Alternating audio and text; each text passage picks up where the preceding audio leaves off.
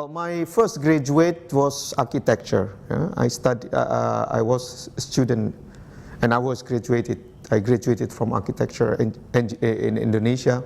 You have the education of architecture is a part of technical faculty. It's not humanities. Like in France, you have School of Architecture, which is completely outside the system, engineering school or humanities. It's special school of architecture. In Indonesia, architecture is a part of engineering. So I am at the same time engineer, architect. In engineering, you have civil engineering, architectural engineering, etc. So I'm a part of the School of Engineering, and I am in architecture.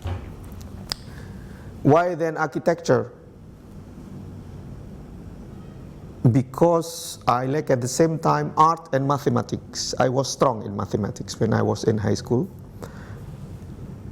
And also I was fond of art. I mean, when I was young. Since I was child, I wrote already poems, short stories. So since I was young, I have already published short stories for children along my life. In fact, I was writing, following my ages. So I started by writing stories for children, poems, and then for the youth, how do you say, adolescent, teenagers, and then etc. So at the same time, I was strong in literature, in fine art, because I liked also design, drawing, etc. And in mathematics, I was strong also in mathematics. So I had a kind of a dream in order to be able to construct, to build something. So it's imagination with the art and mathematics or geometry. So this combination of geometry and art, fine art and literature. So finally I decided to go to School of Engineering Architecture. And during my so I have to say that I have passed multiple crises in my life. Personality, identity. Why? Since I was very early learning culture, literature. So I mean, I was more advanced than my comrade in this field. So I felt that in high school, well, I was in mathematics in high school. I don't know in China, but you have literature, we have social, and you have science. I mean, mathematics, biology, chemistry, physics, etc. So I'm in this field, and I always felt that my comrades is just they ignored the art. They ignored. They didn't know anything about imagination, about art, about literature. They are strong in specialization in mathematics, physics, chemistry, but they ignored completely the side of humanities. So I felt that it is empty. And I was not satisfied as well by our teachers in school as well. They of course technically they are performing, but their teaching didn't bring me to beyond this world, this specialization. So of course this is crisis when I was a teenager. So I tried to find find a way to satisfy my personal personal interest. So then I joined the literary groups, writing poems and reading poesy in one of our street in Yogyakarta, my hometown, where a group of there was let's say a master of poesy who has a sense of pedagogy, and with the young writers get together discussing and reading poems, etc. So this is my first escapism from this not escapism but crisis that I succeeded to how do you say, to overcome. So I passed my high school with a good mark, which allowed me to go to School of Architecture, because to enter School of Architecture you have to have a background of mathematics, physics, chemistry, and of course a sense of art, etc., because it is selected and you have to pass by several tests, general tests and then design, etc. So I was in architecture. But then the second crisis, of course, it's always a recurrent crisis like capitalism. Because the same feeling that,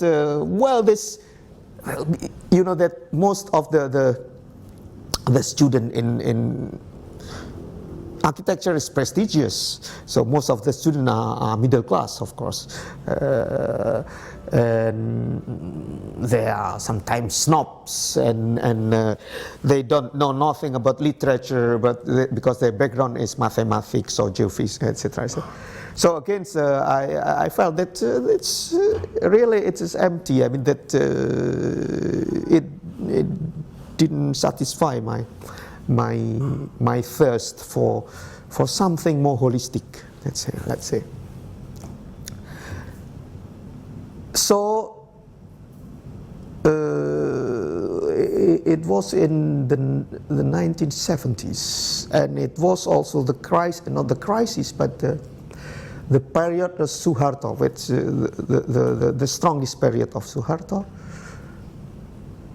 where students' movement, the first student movement happened, and then started the oppressive measures by Suharto regime. And I saw the tank entered into the campus, university. Some of our colleagues were, how do you say, tortured by the army, etc. So, and all the student organization, student activities were banned. So this is very interesting period, because this is the period also, as you see, theology of liberation in Latin America, and you know that this is the period since the students were oppressed in campus, and the idealist students, of course, they try to find a way to concretize their dream or their ideal. So this is the period also where, so there are several ways to satisfy. One, to religions, and the other is let's say alternative, non-religious alternative. And that is interesting things that under Suharto, although the government is very oppressive, but revolutionary literature was entered. It is possible, of course, the name, the official name like Marx, etc., is banned, but we got imagine that the books like Theology of Liberation, which were published in Latin America, translated in Indonesia, and go into the youth and the period of literature like Ivan Illich, Paulo Freire, etc., was translated into Indonesian, and also revolutionary literature in Islam, like from the 79 is Islamic Revolution in Iran.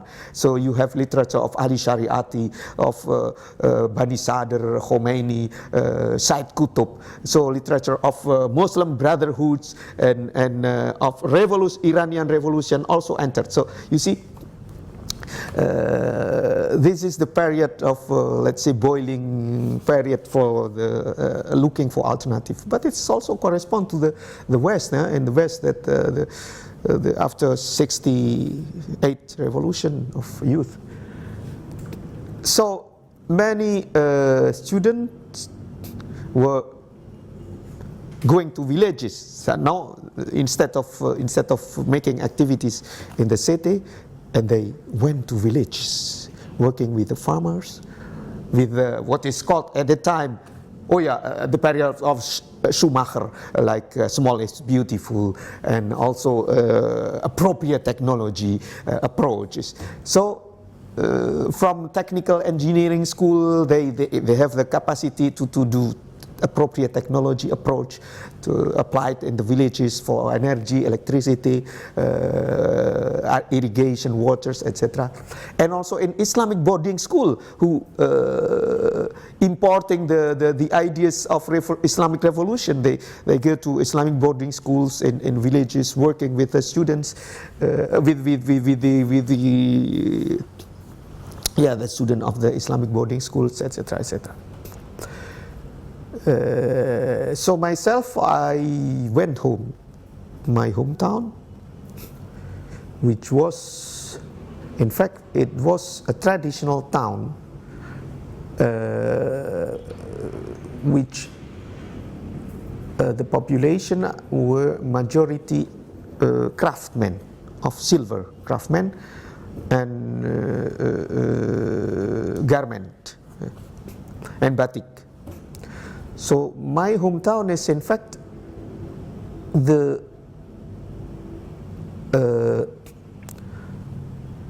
traditional city where you have a strong, it is very strong communist party in my hometown, because there are a lot of workers in small industries, of course. But the Communist Party is very strong before 65, because majority of the people are workers. So there are some let's say traditional capitalists, and then workers. So the destiny of these workers never improved, since because it is a capitalist, traditional capitalist system linking with the family, feudalism, etc., etc. And also, of course, this after the destruction completely communism in Indonesia, nobody defend them, these small workers, because the trade union are completely destroyed, etc. So there's no defender of these small workers. So I tried to do something with them through training, but after several organizing things to do theater with the youth, etc. But after some times, I think it's hopeless. I mean, there's no possible change. The change must be from macro. It is impossible to change at the grassroots level. So this is so I this period I abandoned universities for doing like other youth students in the villages. They left university So I left for some years university to do this social work. And then I came back after I felt that it's enough, because finally I don't see any light to get out of this situation. So I get back, I go back. It's better that I finish my my graduation. Anyway, this is so I go back. I went back to university to continue my study in architecture. And by chance, one of my professor is a priest, Catholic priest, but he was architect. Because when he was young in seminary,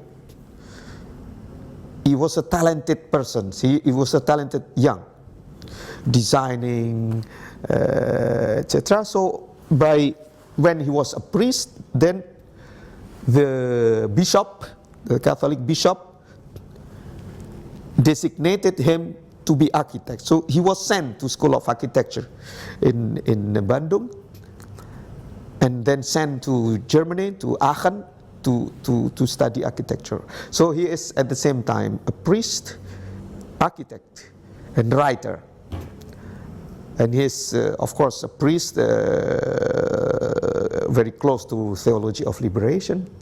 So this is the first time also in Indonesia that a priest decided to live outside the how do you say, the priest house, to live in the slums area.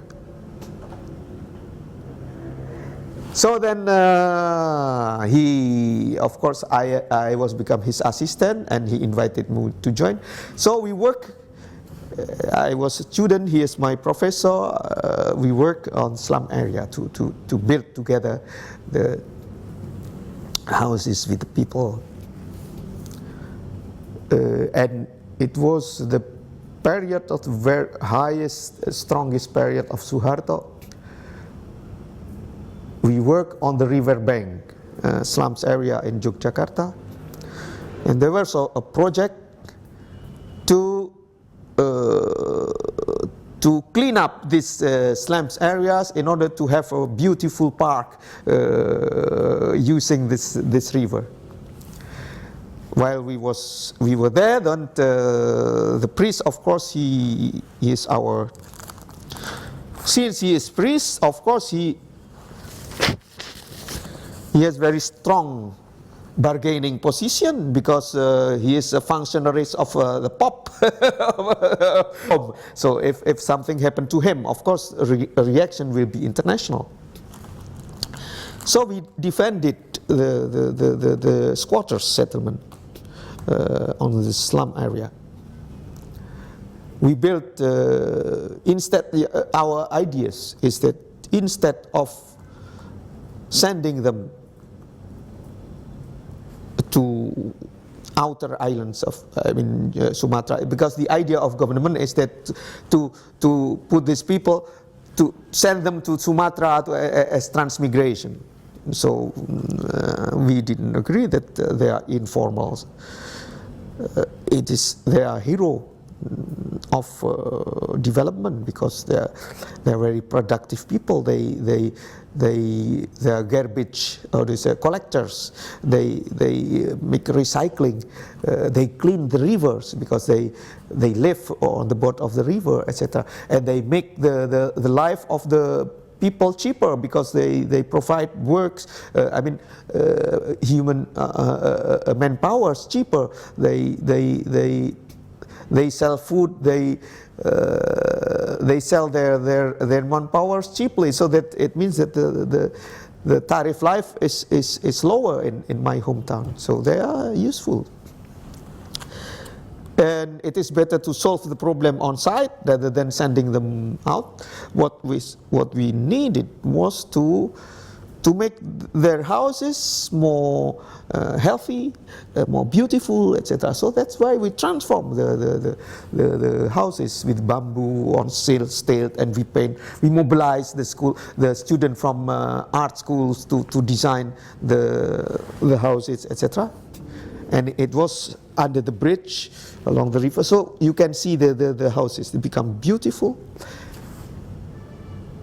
And then we got the support from intellectuals, from artists, etc. They come down to the slums area to work together with people. And several years later, we got the prize of Aga Khan of architecture for this project. So this is the period which I mean, my engagement in social movement starting from this crisis, personal crisis. And finally I finished my school of architecture. I was then architect, engineer. So while working as practicing architect, at the same time I'm still working with the slums areas. And then it happened that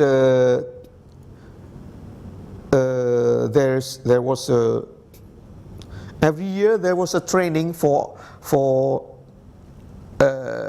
housing policy, housing provided by the government, but also because this is a project of a kind of wood bank, etc., for housing improvement, etc. So I got fellowship to study housing studies in the Netherlands, in Institute for Housing Studies in Rotterdam.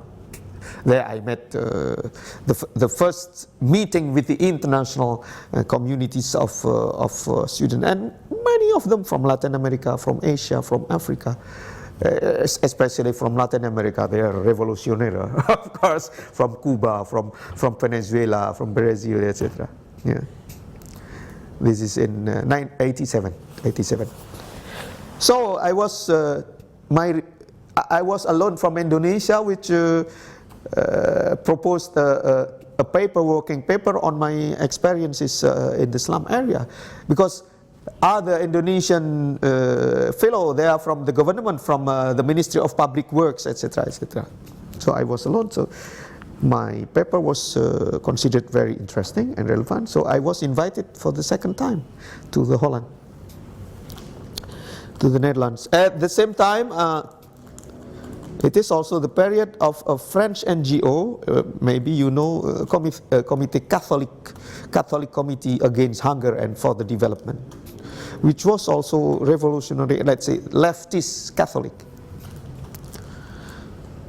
So they were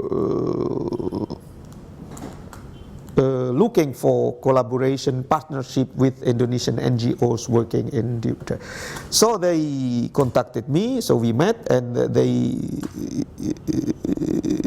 they promised me to give a fellowship to study in France.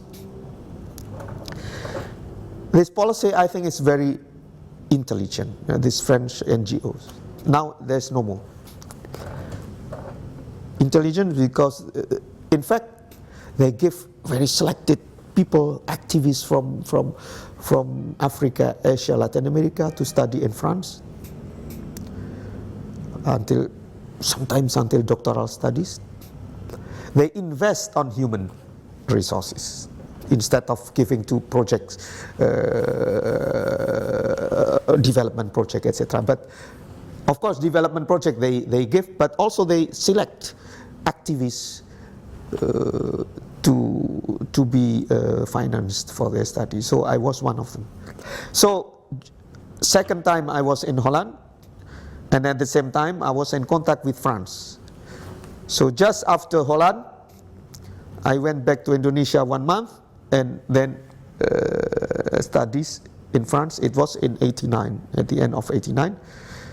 So starting from 89, I studied in France for my PhD. And my studies is this is another things. My interest, of course, when I studied in France, abroad, I always said that we should not study Indonesia when we studied abroad, because it means that we just provide our data from Indonesia to France or to other countries. I should study other country.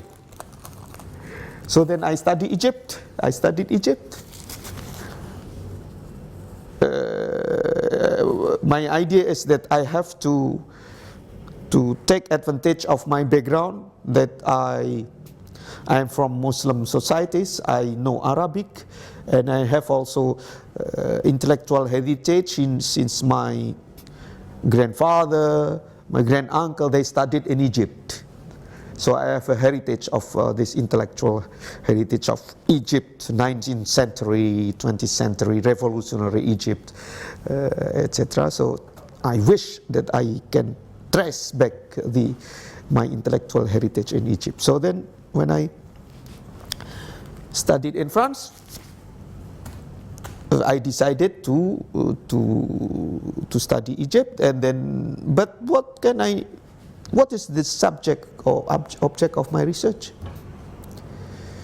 Since I have a background of architecture, town planning, so it must be a city, or some cities, how cities transform, evolve in Egypt, and the relation with Islam, of course, with this Islamism, of course, because it is the period where Islamism also rising, and also how is the Islamism in architecture, in urban planning?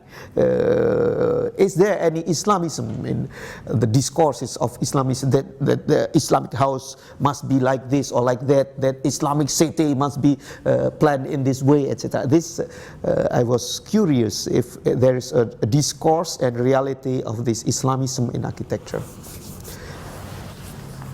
But I have to find the object. What is the object then? By chance, when I was studying in Holland in '89, we had a study excursion, and it was visiting housing projects in Egypt, in Ismailia. Ismailia is in the middle of Suez Canal. You know, Canal Suez Canal. There are three cities: Port Said in the north, Ismailia in the middle, and Suez in the south. And Port Said, there Samir Amin was grown up. Port Said. So Ismailia, with other students, we visited Ismailia, and then we made a contact with the colleagues of housing project in Ismailia. So then, why not? I studied Ismailia with the perspective of the evolution of these cities of Suez Canal, because the Suez Canal was digged by a French company, and then Anglo French Franco-Britannic. So how these cities, who were founded by European companies with ideas of 19th century rationalism, positivism, but also colonial period segregation of Arabic neighborhood, European neighborhood, Greek neighborhood, etc., with the houses, exotic European colonial houses, and inhabited by the European functionaries. At the same time, you have Arab neighborhoods, etc.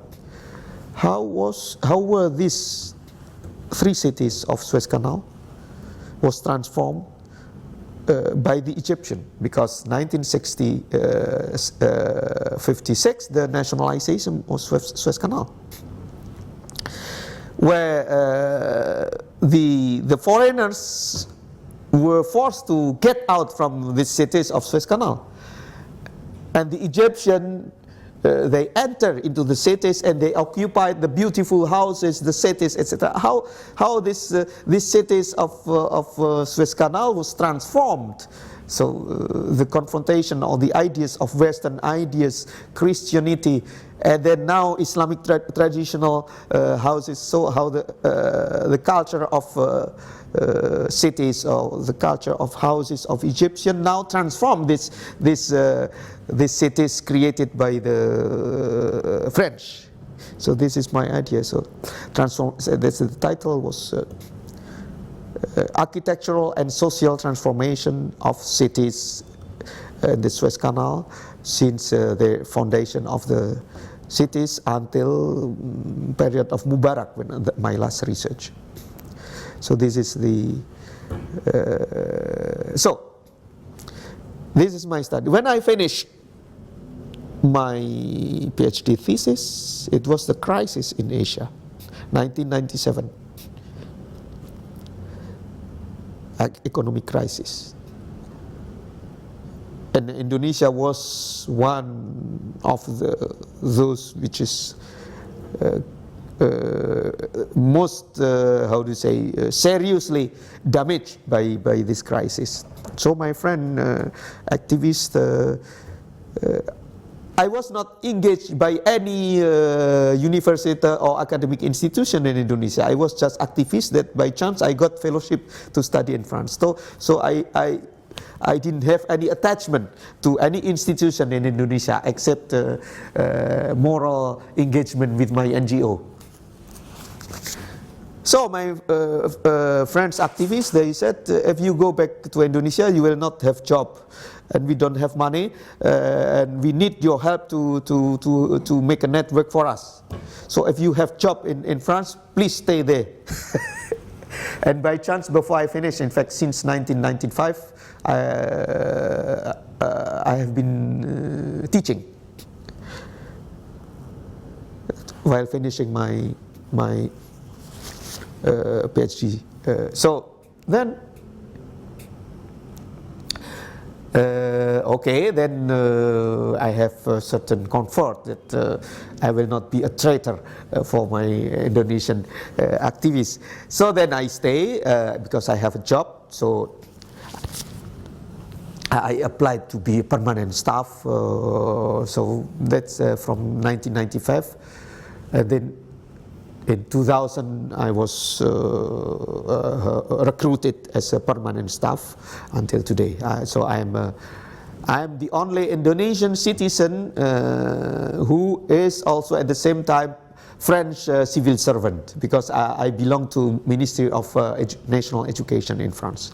It is possible foreigners become a civil servant in France is two fields, in research or in higher education. Like my colleagues from China, from Japan, from Korea, they also permanent staff, and it is possible. So then I am now a civil servant in France, and I think it is also good in the sense that there's lack of Indonesian academics or intellectual who occupy strategic position in Western universities.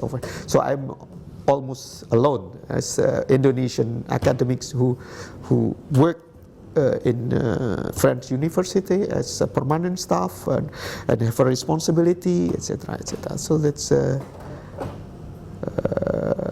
yeah. So my engagement, of course, especially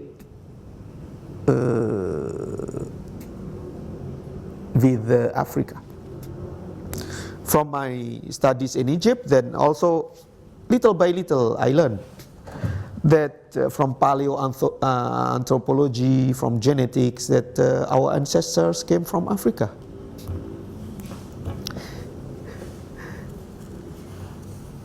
And then we are all from African. So then, while the most, let's say, suffering continent is Africa, so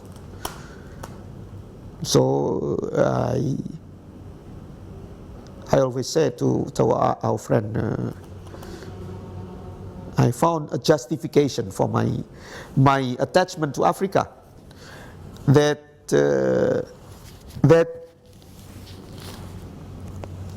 our ancestors, although I always said I am not African, but our ancestors came from Africa.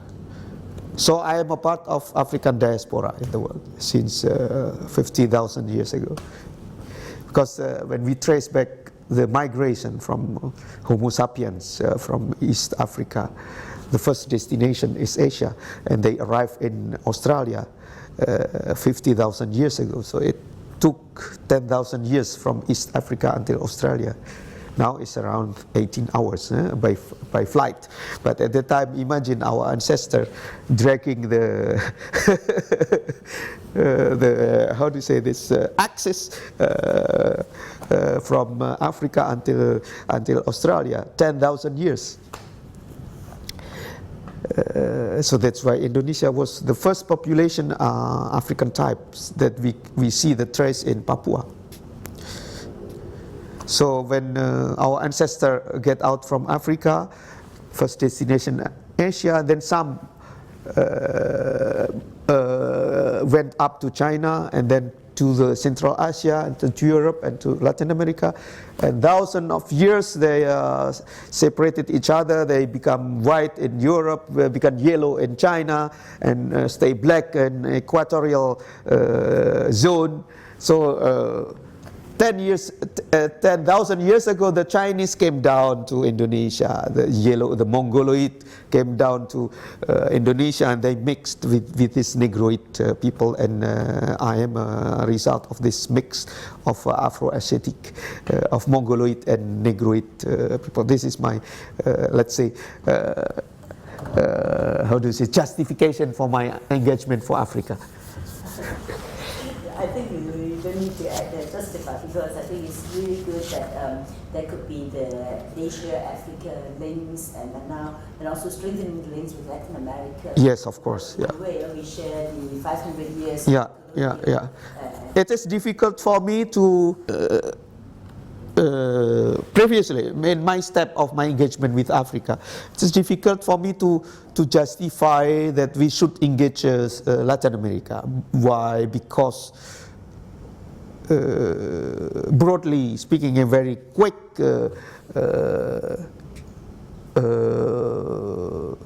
perception, Latin America, like Australia, it's just the extension of European civilization. I mean, that's what my first idea, of course, that among the continents in the world, only Asia and Africa, that they are not uprooted from Western civilization. They have still their root. While in Latin America, the indigenous people, they're massacred completely, and the people are replaced by European stock of people, including Australia. So they become a kind of extension of imperialism. Even until recently, Latin America, their model is of always Europe. So what is really authentic, which is not based on Western civilization, is Asia and Africa. That's what's my. I was a bit difficult to engage Latin America in our movement. But little by little, I learned, of course, that there's also the Latin America, this the changes in Latin America, changes of orientation, that their ideal is not Europe anymore. So this is, and of course the theology of liberation, etc., developed in Latin America. So yes, Latin America as a part of this tricontinental movement. Yeah, but yet, it's a long time. Focus. I mean, I have to focus really to the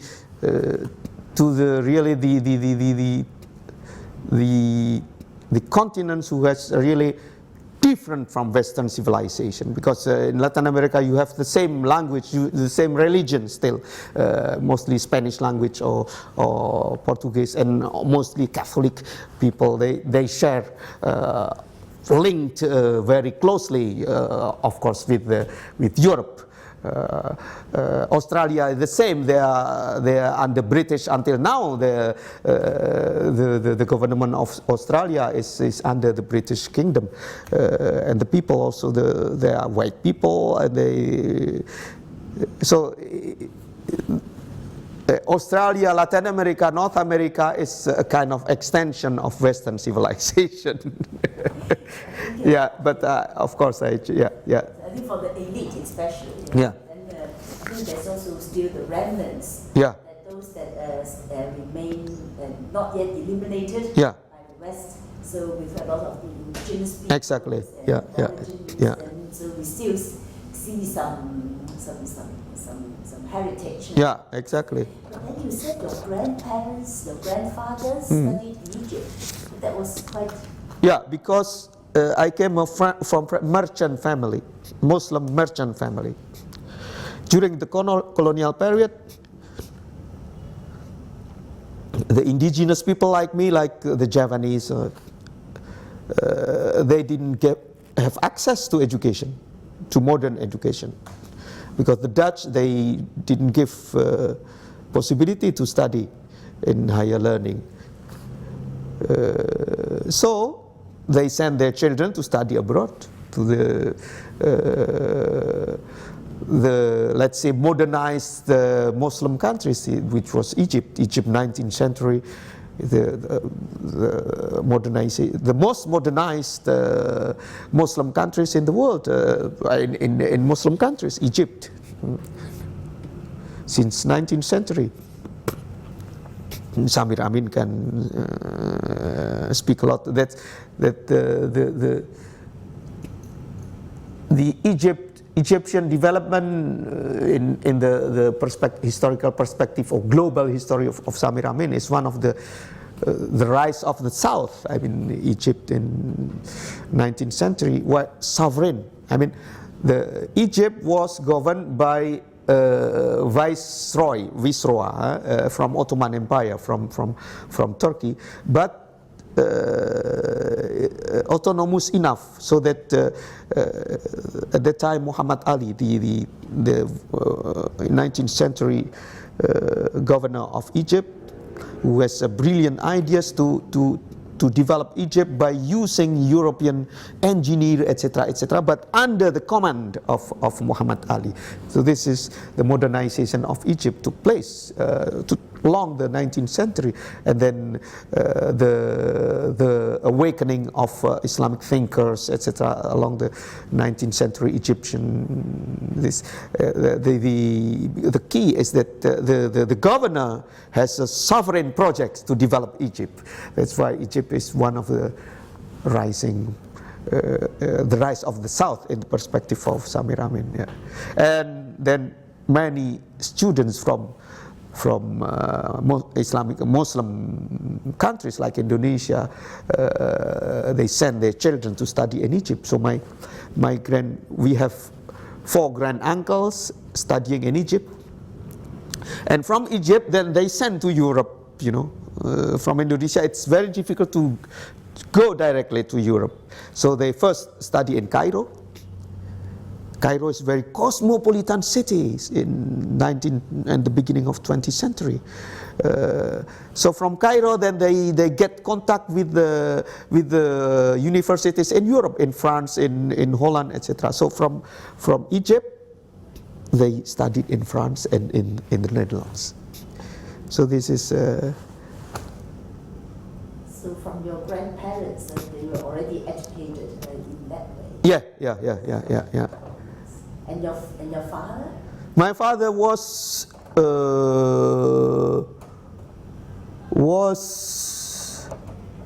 school teacher in Islamic organization called Muhammadiyah. Is one in Indonesia. You have 2 biggest Islamic organization, Muhammadiyah and Nahdlatul Ulama. And Muhammadiyah is modernist movement. They built schools, hospitals, and my father is one of the activists to found a primary school to teach indigenous people outside the system of Dutch colonial education. But then he has all doing business at the same time, because you know that from the religious organization you didn't get salary, so they have to work at the same time. So my father has a a company of a small company of small enterprises of garment, of making confection. Yeah. So since I was young, I look how to sew the cloth, etc. So I learned, and when I was a student, I work outside my school. I work in a tailor to sew the cloth, the shirt, the trousers, etc. Yeah.